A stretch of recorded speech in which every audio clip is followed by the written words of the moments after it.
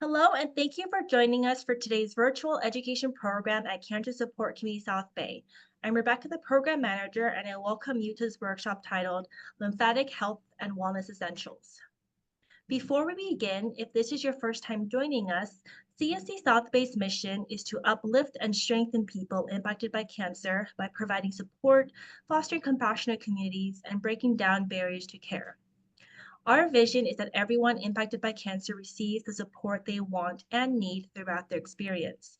We serve the South Bay, Long Beach, and Orange County area all at no cost. Our program includes support groups, networking groups, healthy lifestyle classes, social activities, and educational programs like this workshop.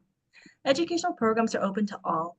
If you'd like to hear more about our services or join our community, please visit our website at cscsouthbay.org. Before I introduce today's speaker, we ask you to keep your microphone muted to eliminate any distracting background noise. Please feel free to enter any general questions into the chat function found at the bottom of the Zoom window, and we'll address them after the lecture. Without further ado, I'd like to introduce our workshop speaker. Alex Villanueva is a licensed occupational therapist and certified lymphedema therapist and the founder of Lymphavilla, an uplifting lymphedema therapy clinic in Torrance, California. Inspired by his mother's journey with breast cancer and lymphedema, Alex is passionate about delivering high-quality care and promoting greater awareness of lymphatic health through education, empowerment, and hands-on support. You can find information at lymphevilla.com. Thank you so much, Alex, for being here with us today. Yeah, it's a pleasure. Thanks for inviting me. Hi everyone. My name's Alex Villanueva. It's a pleasure to be talking with you all today. As you know, the seminar is going to be about lymphatic health and wellness essentials. So I'll go into a little bit about like the lymphatic system, its role, the components of it, and then also dive into some complications that can arise, particularly as a result of cancer treatment. So things like lymphedema. We'll talk about some things, including like compression garments, compression pumps, and just kind of general helpful tips for maintaining optimal lymphatic health. So let's go. There we go. So just really quick, here's my credentials. So I have a master's of occupational therapy from Cal State Dominguez Hills. I'm a certified lymphedema therapist from the Newton School of Lymphatic Therapy. My experience is being a lymphedema therapist at both Glendale Memorial and Henry Mayo Newhall Hospital in Santa Clarita. And currently, as Rebecca mentioned, I am the founder of Lymphavilla in Torrance, California. So we'll start with the straightforward question: what does your lymphatic system do? And I guess just a quick forward, a big reason why I'm doing this type of presentation is, working in an outpatient setting, it's become pretty evident to me that amongst the general public and healthcare professionals as well, it seems like there is a gulf in knowledge in terms of everything lymphatics, from again dysfunction including lymphedema to like other conditions like lipedema. And again, just I'm trying to provide just a place where just we could ask questions at the end, and hopefully you leave today feeling a little bit more empowered, understanding this vital system that we all have. So your lymphatic system is vital for immunity, balancing your fluid levels. So I see a lot of clients in the hospital setting who have very swollen extremities. And often people are wondering, oh, is that like blood pooling? No, it's actually lymphatic fluid. And lymphatic fluid, which we'll go into in a second, it goes throughout your body. You have vessels that basically cover all parts of your body, and the function of the lymphatic system is to fight infection. So along the way, your lymphatics will pick up gunk, viruses, free radicals, things that are flowing around your body, just general waste, and it carries it to the lymph nodes. And that the lymph nodes is where the filtration happens, where your body does local immune responses to help get out the bad guys that it's finding in your body. It removes toxins and also absorbs fat. Some of the key components, as I mentioned, are your lymph nodes. So your lymph nodes are tiny little green beans that you have around 600 to 800 in your body. And they're dispersed throughout. You have some areas where there's like larger clusters. So that includes your deep abdominals, your groin area on both Oh, sides, your armpits on both sides, below your neck, your supraclavicular nodes, and then you have assorted ones, throughout your head, neck, and basically everywhere else. So their function is to collect the lymphatic fluid and filtrate a lot of the gunk that your body picks up. So what we see a lot, or at least what I see, is with lymphedema, which we'll go into more in a little bit, but oftentimes, because this is cancer support community, like cancer treatment, including radiation and chemotherapy, can impact how your lymphatics are operating, leading to lymphatic obstructions, swelling, that can be damaging to your body as a whole. Lymphatic vessels, again, are a giant network. You can look in the top right corner here just to give you an idea of just how vast this system extends. They are one-way valves that, again, carry that fluid towards certain destinations. And yeah, let's see. So what is lymphatic fluid? Fluid's a clear fluid that you find in your body. It has water, electrolytes, proteins.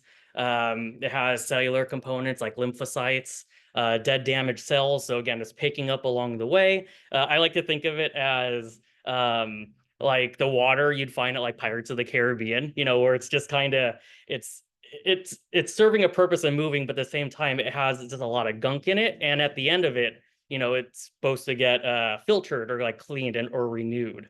So again, it has waste products like metabolic waste, cellular debris, and small bits of carbon dioxide. So I have here a quick video. This explains a little bit about what the lymphatic, just to give you a better overview of what the lymphatic system does. Imagine that the inner workings of your body are like a bustling city. Your heart is similar to a power plant, supplying you with energy. And your blood vessels are a highway, constantly transporting that energy to your entire body. But inside your body, as in any city, there's a lot of waste to deal with too. And that's where your lymphatic system comes in. You can think of it as your body's sanitation system. Your lymphatic system is made up of a network of tubes called lymph vessels, which carry a clear liquid called lymph fluid throughout your body. These lymph vessels are like streets and alleys where garbage trucks stop to collect waste. Except in this case, the garbage trucks are the lymph fluid itself, which flows from place to place, collecting waste, excess fluid, and any other unwanted substances. But where does it all go? Your lymph fluid makes its way through your lymph vessels and arrives at your lymph nodes. They're like waste treatment centers all over your body. Most cities only have one big waste treatment facility, but your body is really committed to cleanup. You have about 800 lymph nodes, everywhere from your head and neck to your abdomen and knees, all working to filter your lymph fluid from bacteria, viruses, and other harmful substances. Your lymphatic system also includes some of your organs, which are each responsible for specific waste management tasks. Your tonsils, for example, filter out germs you breathe in through your nose or mouth.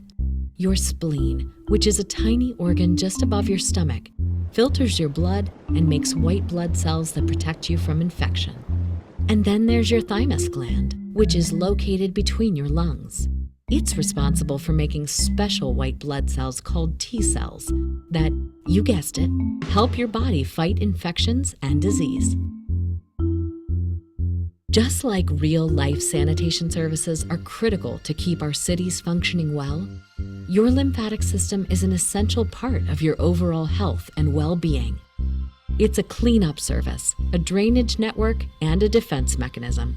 And it works hard to keep you healthy. Right.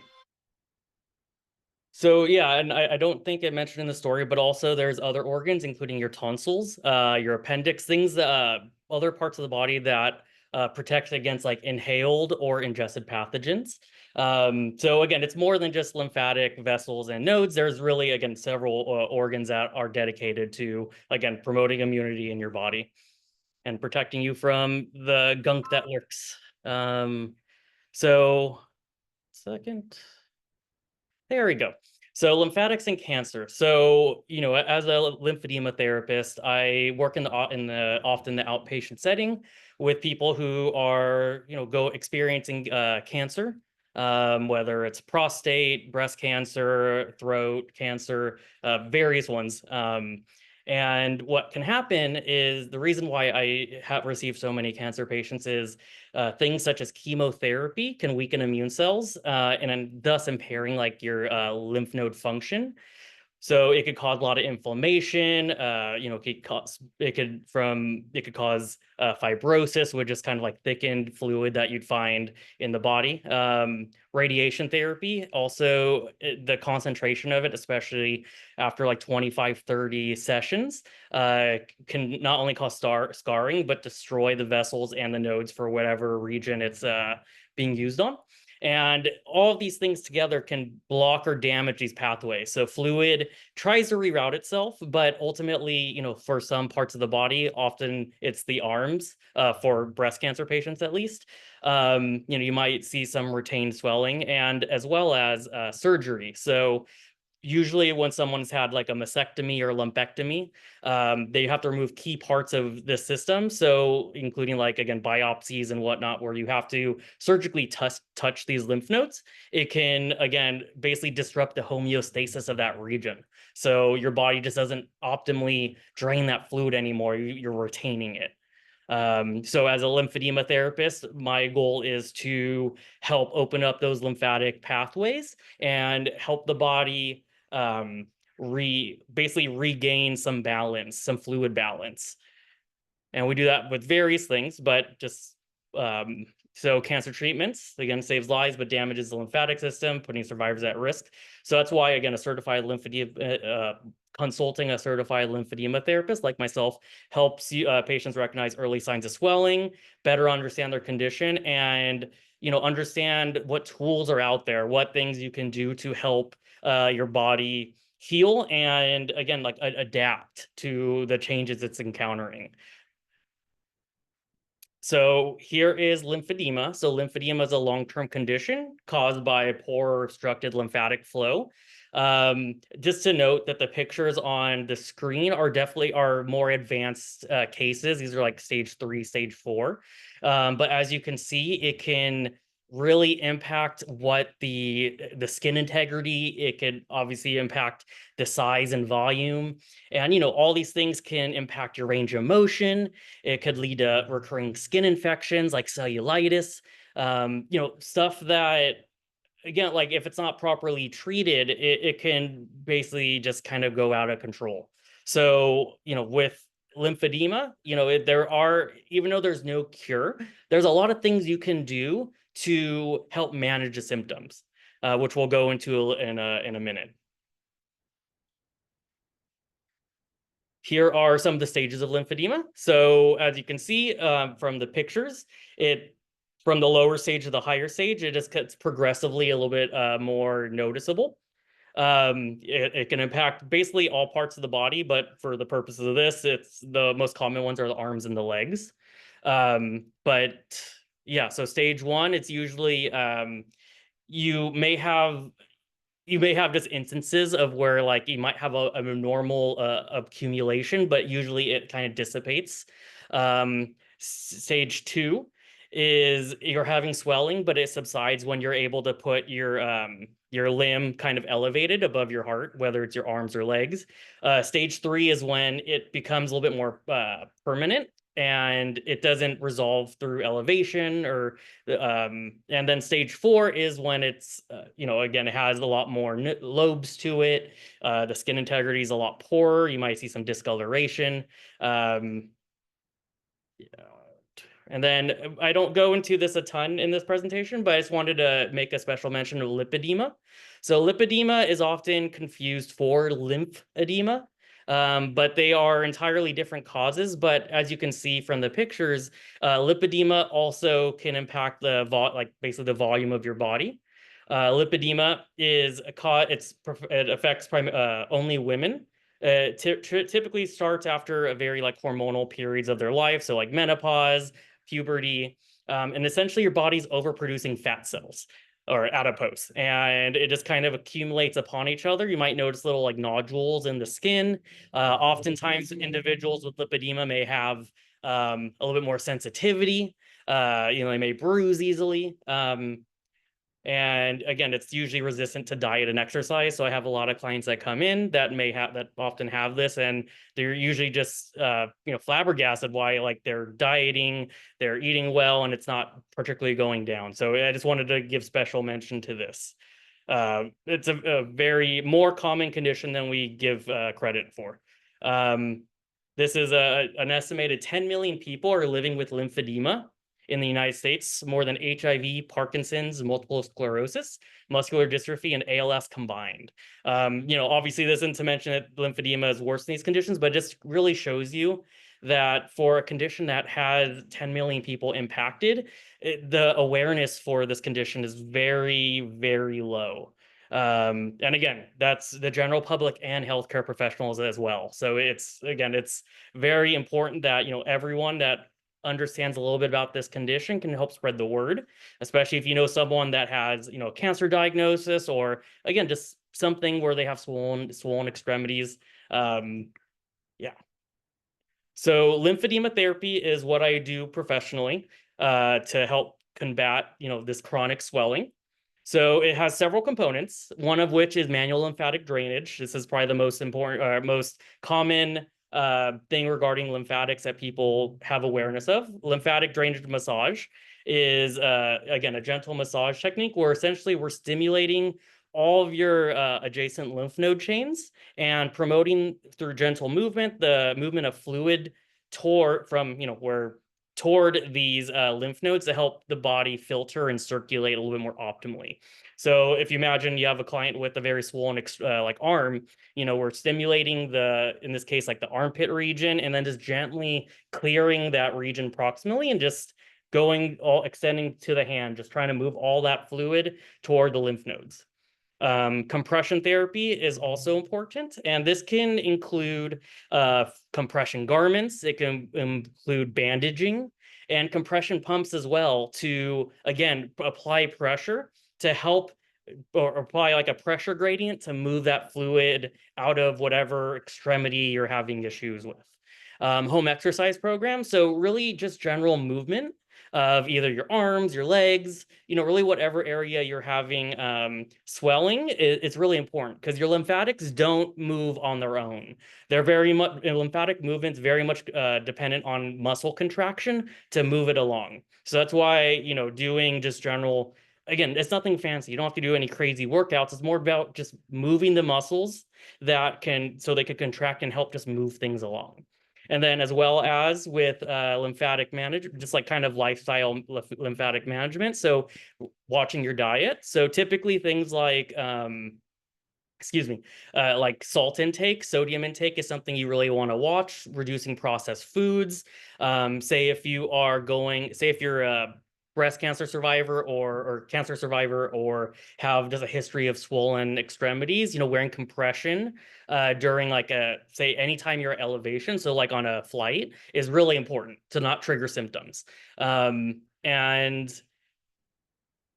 And this understanding, again, what tools are out there for you. So again, integrating a compression pump into your lifestyle, integrating wearing compression garments, day to day. All those things are important aspects of managing this condition long term. So just to give you an idea of what lymphedema therapy can do, and I just want to mention that everyone's a little bit different. The results are not necessarily, I can't promise for every client, but as you can see, this client here, they have lower extremity swelling. And as you can see, it takes multiple sessions. Lymphedema therapy is not a one-time thing, but as you can see, with consistency, we're able to reduce the volume, so it's more manageable. And here's another one. And this is, again, one of my breast cancer clients, again, posted with patient permission. Not the clearest photo, but as you can see, especially around the forearm on that left photo, just the volume of like how much it, not only how uncomfortable it is, but just like how much it impacts how this client was able to move. And again, through usage of, again, manual lymphatic drainage, compression garments, and exercise, we're able to reduce those symptoms to something that's much more manageable. And through continued treatment, we'd likely be able to achieve further results. So I have several videos here. So as Rebecca mentioned, next week we'll be doing a manual lymphatic drainage sequence via Zoom. But just to kind of give you an idea of just some short videos I found online of just give you an idea of what it entails. How do we do manual lymphatic drainage for breast or chest swelling and lymphedema? First, we always want to do deep breathing, 4 or 5, to help stimulate the lymph nodes in the abdomen. Then we'll do 8 to 10 circles around the collarbone as well as below the ear to stimulate the head and neck lymph nodes. Next, we want to stimulate the lymph nodes in the armpit, but making sure that we do both sides. And lastly, we want to stimulate the lymph nodes that are in the groin or the inguinal lymph nodes to stimulate those as well. Then we'll start to work on strokes, working from the side that has swelling away towards the side that does not have any swelling, working across the chest as well as down the side from the armpit to the groin area to get the fluid moving out of this region. Then we can work more specifically into the breast, working the fluid out of the breast and down towards healthy lymph nodes in the groin, or we want to work across again to the healthy lymph nodes on the other side of the body. Then we'll finish with deep breathing for our full lymphatic drainage.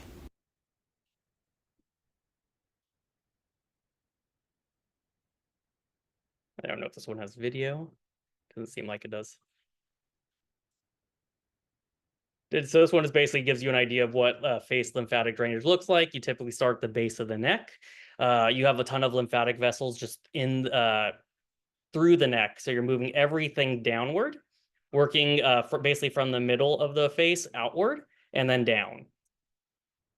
So usually also if like you have a lot of sinus issues, lymphatic drainage can absolutely help with that, as well as like skin issues, like eczema. This can be beneficial because if you are retaining fluid in the head and neck area, it could, again, it's something that we can try moving to give the skin room to heal. Okay.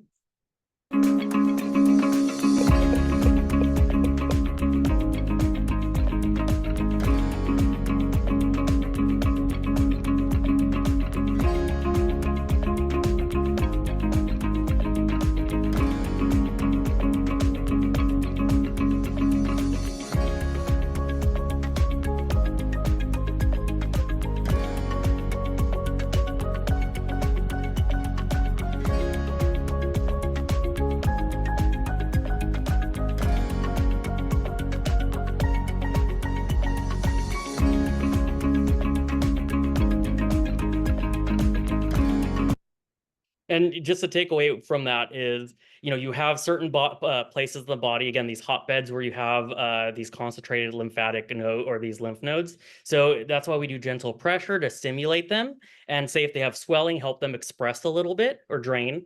And again, gently guiding this fluid along. And also in that last video, it just kind of showed, again, the exercises you could do don't have to be complicated. It's just about moving that area to promote better lymphatic flow. How do we do manual lymphatic drainage for breast or chest swelling and lymphedema? First, we always want to do deep breathing, 4 or 5 to help. Sorry, 1 second. Let's move this.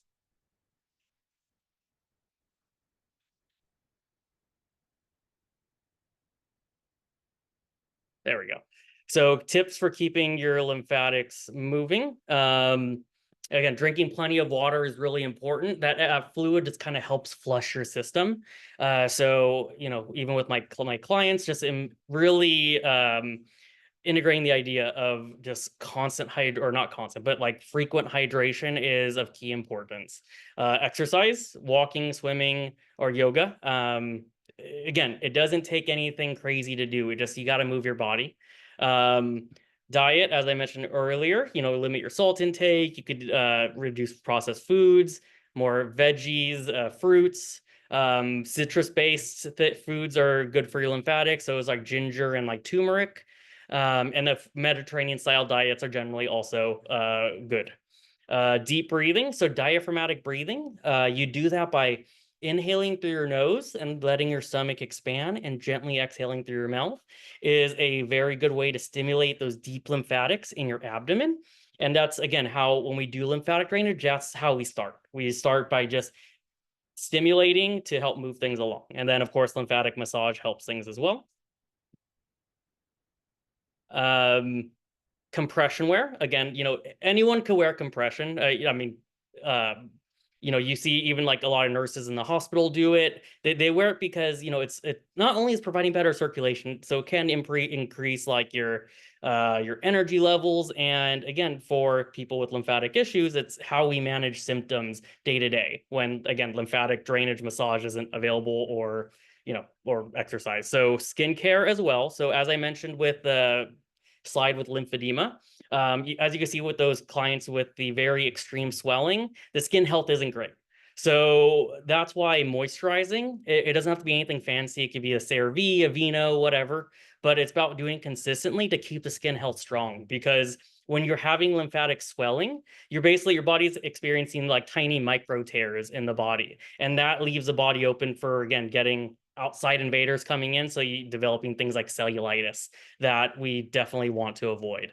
Elevating your limbs is really important as well. Again, just elevating above the heart to help gravity promote that natural drainage. And then, of course, stress management, things like meditation, because again, high cortisol levels, stress levels can, like many things it could negatively do in the body, it can impact your lymphatics as well. So want to just touch on compression garments. So compression garments are, again, they're for everyone. But something you may not know is there's 3 different classes of compression garments. So typically, when you go on Amazon or you just kind of, you're buying just a random brand you're finding online, it's usually class 1. So it's 15 to 20 millimeters of mercury. That's the standard pressure. That's like how we measure pressure. So that's usually what I recommend for people who just kind of want to wear garments for like wellness purposes. But for individuals with actual lymphatic issues, usually I start with the class 2, so 20 to 30 millimeters of mercury. Again, it's a higher pressure, but it really does a better job of adequately moving that fluid out of the region we need to move. And then for clients with very significant swelling or, again, wounds, sometimes weeping occurs, like fluid comes out of the skin, much higher pressure is necessary to move that fluid adequately to allow the tissue to heal. Worth mentioning that, getting correctly sized is super important. You don't want garments that are basically a tourniquet. You don't want to be experiencing any pain when you're wearing it. So again, always consult like the measuring guide on the specific garment. Usually it'll be somewhere either on the website or on the box itself. And there's certified compression garment fitters that can help you with that. If you are in the Torrance area, you can always reach out and I could give some recommendations for places you can go. So there are many types of compression garments next to sleeves. There's gloves, there's leg stockings, bras, for the head and neck region, for the genital region. Fajas are typically used for like post-op plastic surgery. So like tummy tucks, liposuction, Brazilian butt lifts, that kind of thing. There's, of course, compression bandages, and just kind of gives you this picture on the right, just gives you an idea of how it works. So the further from the heart, it's going to have a higher degree of compression, a higher percentage. And as it gets closer to the body, that percentage, as you can see, it's a gradient. So it gradually lowers. So that's how, especially for those distal parts, the far parts of your hands and your feet, are able to move fluid a little bit more adequately.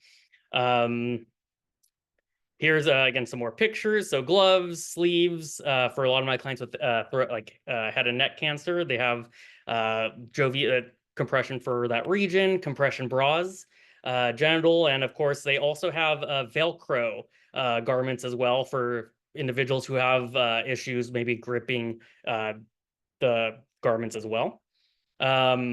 Another tool that is used are compression pumps. So I use this in my clinic daily. Compression pumps are basically a nice added boost to trying to clear your lymphatics. So as you can see, I have two example of two of them on the side. One of them is more mobile, and there's one that does a little bit higher pressure, but it's like a moon boot that you put on your legs that does, again, compressed air. And I use usually multiple chamber ones that, again, just with each segmented chamber does higher pressure or lesser pressure, excuse me. So it stimulates lymphatic flow, or reduces swelling, and again, it helps.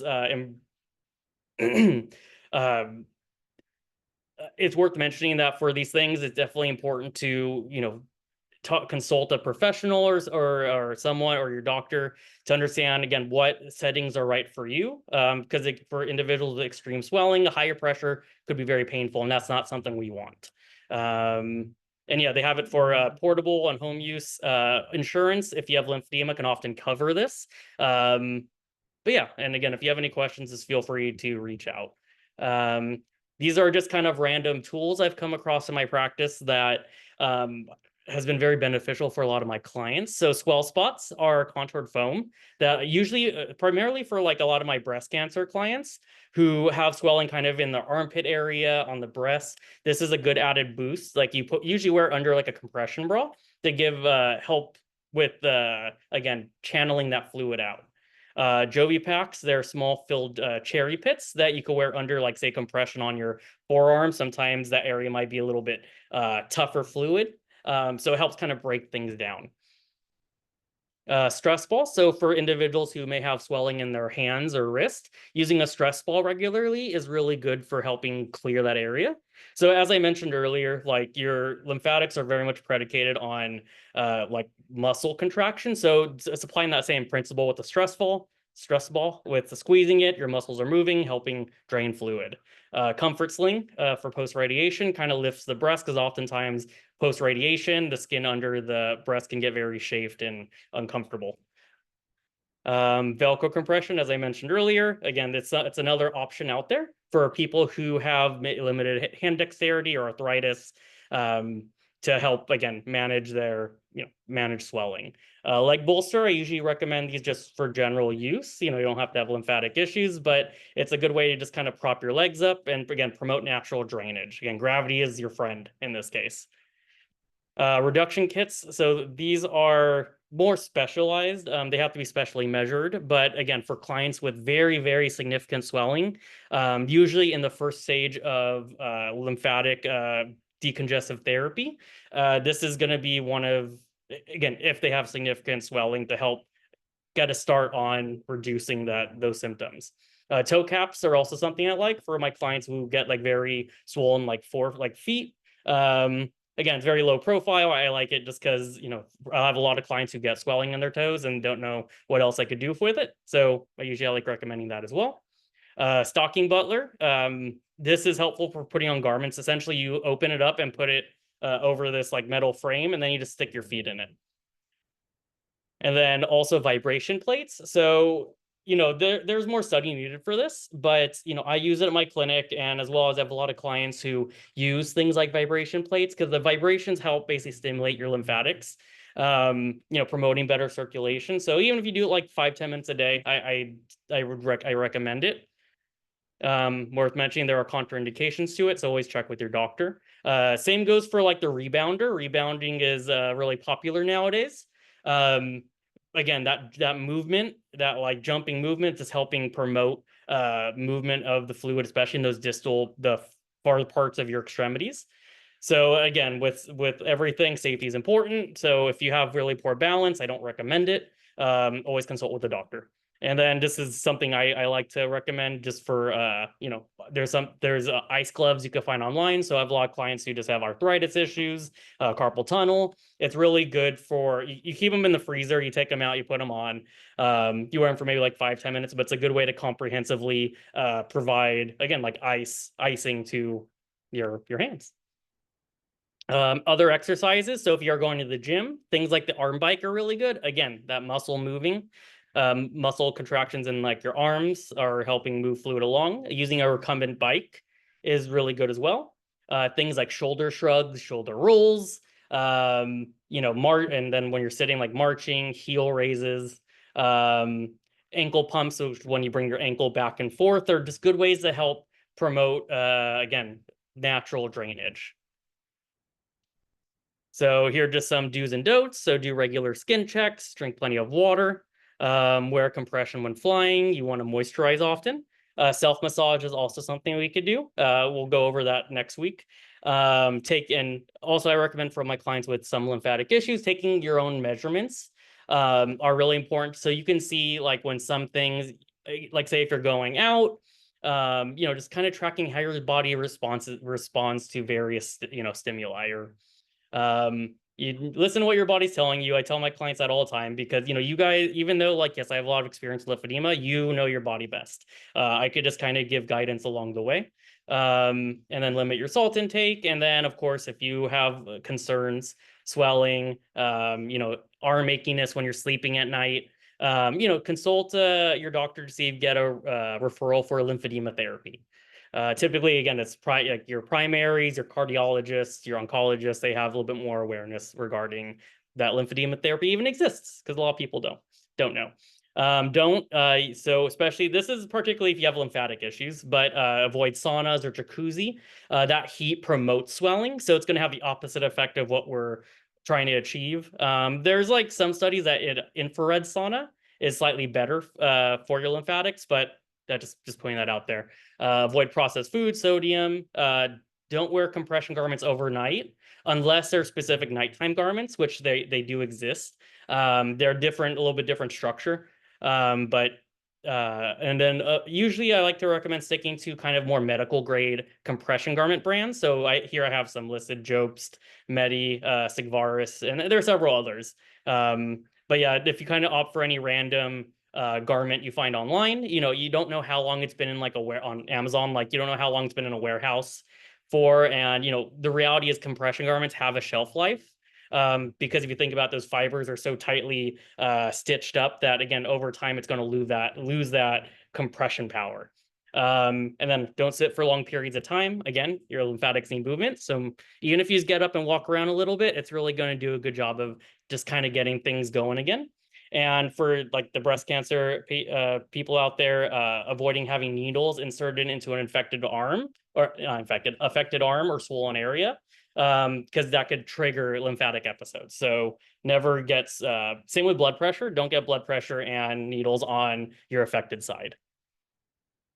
This is a very long slide. The main point of this is there's something called the Lymphedema Treatment Act. It became law in 2024. And essentially what things were like before this was, compression garments, again, as we mentioned, are a vital aspect of managing these swelling symptoms. They were often not covered by insurance. So for something that, you need to often buy yearly, it can measure in, or it could go into like the hundreds and even thousands of dollars. So this legislation, this is for Medicare, and it ensures insurance coverage for compression garments, including custom and ready to wear. And you could look at, again, we'll post the slide after this, or the presentation. You could take a closer look for some of the closer details. But the key point is, again, insurance and as well as private insurance supposedly follows suit of, again, covering all necessary compression equipment, including bandages, garments, etc.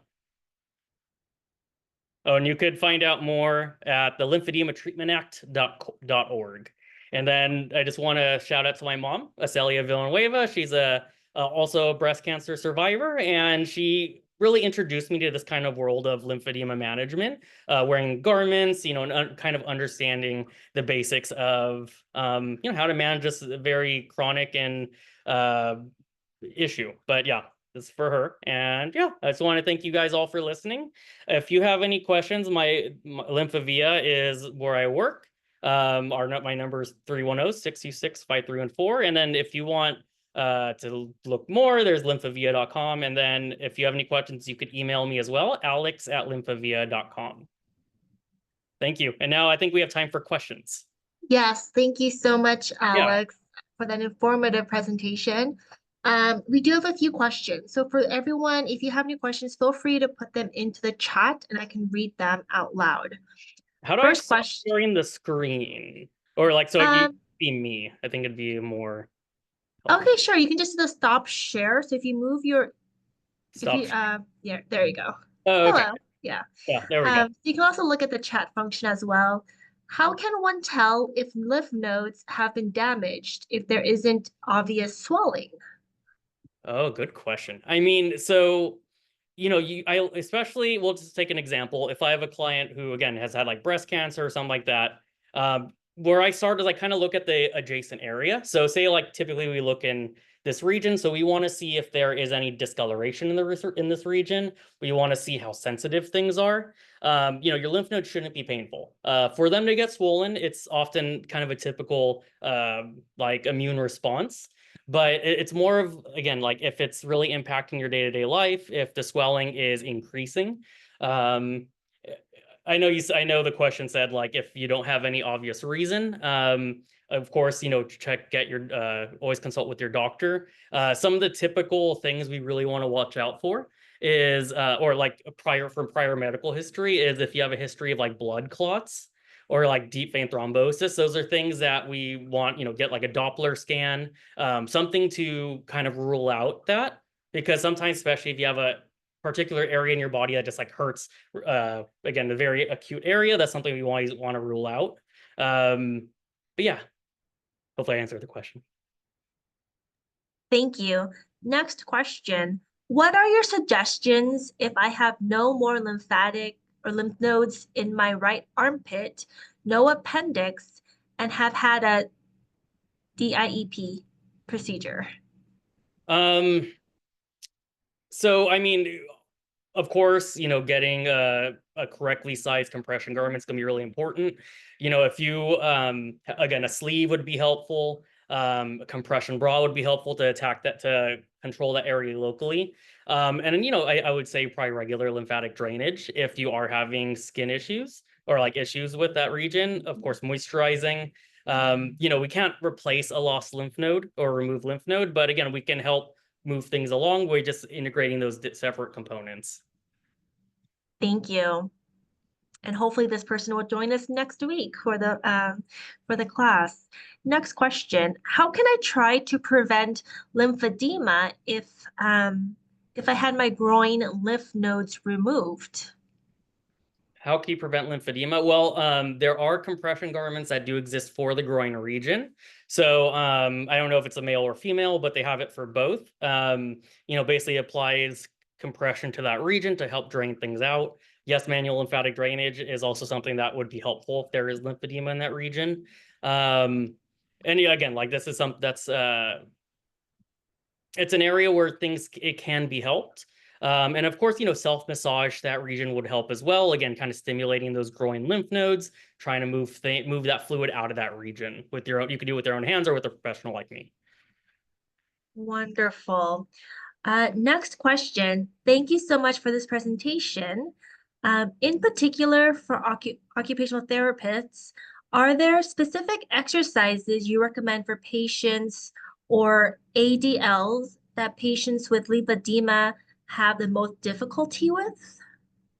Yeah, oftentimes a lot of these clients have difficulty with like dressing themselves, especially if they have like, say, swollen legs, swollen arms, because again, the range of motion when things are really swollen can be severely impacted. So, again, adapting how you dress yourself, maybe wear clothes that can work a little bit more with kind of what you're experiencing. A lot of clients also have difficulty with like bathing, again, reaching for the hard parts of the body.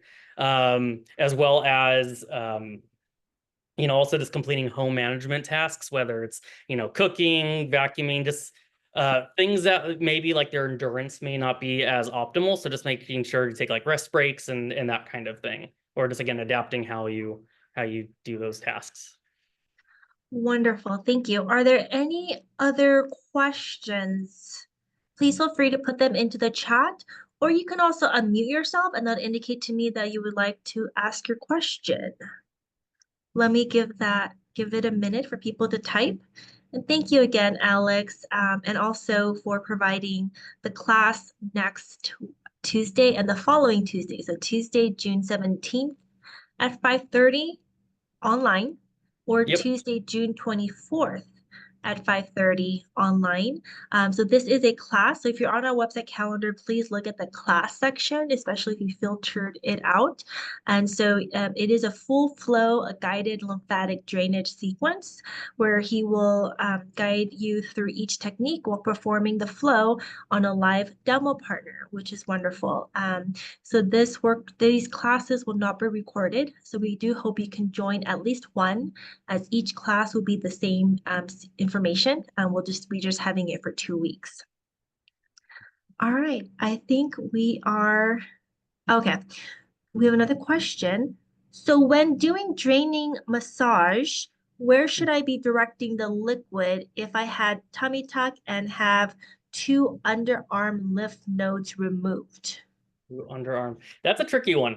Because usually with the tummy tuck, you'd kind of move it toward the groin lymph nodes, but in my experience, I've noticed like the groin lymph nodes in that situation don't really move things optimally. Definitely diaphragmatic breathing, stimulating your abdomen, which we'll go over next week, will be really important to help promote, again, that natural drainage. And if you had lymph nodes removed in the arms, again, this is something you proceed with caution. You kind of just do a little bit, but I like to work some of that fluid up toward the armpits. Typically, that's how I approach it. But it's one of those things where you just kind of have to see how you respond to it. Yeah, it's a little bit more trickier situation. But yeah, typically, again, deep breathing, you could work some toward the groin nodes and then some toward the armpits. Wonderful. Thank you so much again, Alex, for your time and for that presentation and for providing the class next week. Yeah, you're welcome. It's a pleasure.